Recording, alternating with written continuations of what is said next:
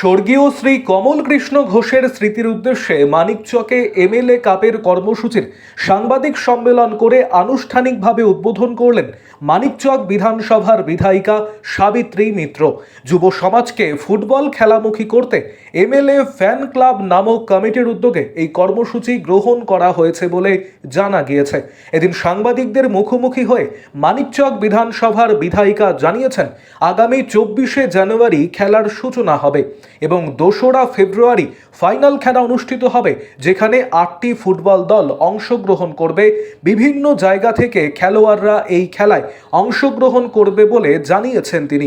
প্রথম পুরস্কার হিসেবে 2 লক্ষ টাকা ও একটি ট্রফি এবং দ্বিতীয় পুরস্কার হিসেবে 1.5 লক্ষ টাকা ও একটি ট্রফির ব্যবস্থা করা হয়েছে কমিটির পক্ষ থেকে। পাশাপাশি আরও অন্যান্য পুরস্কারেরও ব্যবস্থা রয়েছে। খেলাপ্রেমী মানুষদের এই এমএলএ ফুটবল কাপের অংশগ্রহণ করার জন্য এবং সহযোগিতার জন্য বার্তা রেখেছেন বিধায়িকা সাবিত্রী মিত্র। বৃহস্পতিবার সন্ধ্যায় এনায়েতপুর ফুটবল মাঠে বিভিন্ন টিমের সঙ্গে পরিচিতি, নামকরণ ও খেলার নিয়ম শৃঙ্খলা বোঝানো হয় ফুটবল কমিটির পক্ষ থেকে। এদিনের কর্মসূচিতে বিধায়িকা ছাড়া উপস্থিত ছিলেন বিশিষ্ট সমাজসেবী ডক্টর মাহফুজুর রহমান, জামাল খান, আশিস সিনহা, আবু কালাম আজাদ, উত্তম ঝা, শাহিদুল হক, ইমরান হাসান সহ অন্যান্য বিশিষ্ট মানুষজন এবং খেলা প্রেমিক মানুষেরা। আরও আপডেট থাকতে আমাদের ভিডিও শেয়ার ও ফেসবুক পেজটিকে লাইক করে ফলো করে দিন। সব থেকে ভাবার বিষয় যে মনীষীদের মূর্তি আমাদের মানিকচকে ছিল না।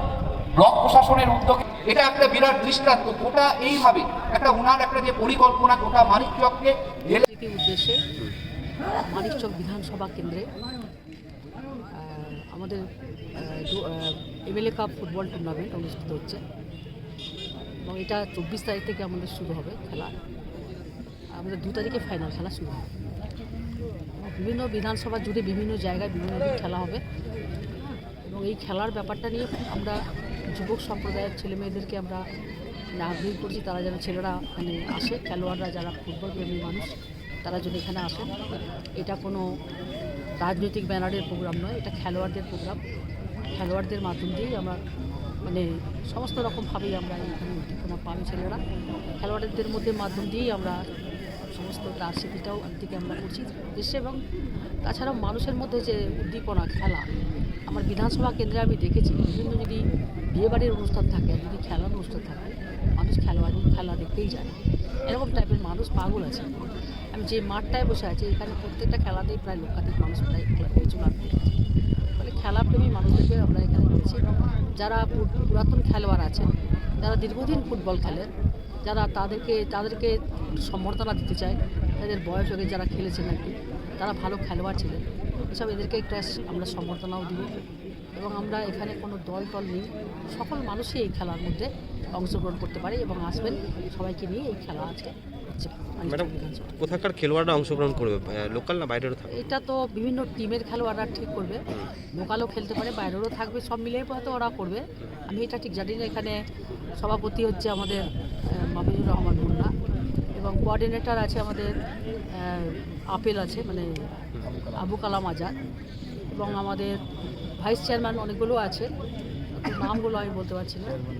আমাদের পঞ্চায়েত সমিতির সভাপতি আছে, তারপরে জামাল খান, এখানে ফুটবল প্লেয়ার, ও ভালো একজন।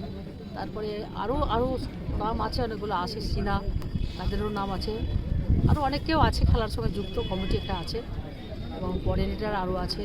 কোঅর্ডিনেটরের সঙ্গে আমরা সাইডেও রেখেছি, সবাই মিলে এটা করছে, ওরাই করছে, আমি পিছন থেকে আছি। ম্যাডাম, উদ্দীপনা বাড়ানোর জন্য 2 লক্ষ টাকা আমরা ফার্স্ট প্রাইজ করছি এবং 1 লক্ষ টাকা আমাদের, 1.5 লক্ষ টাকা আমাদের সেকেন্ড প্রাইজ, এইটা থাকছে।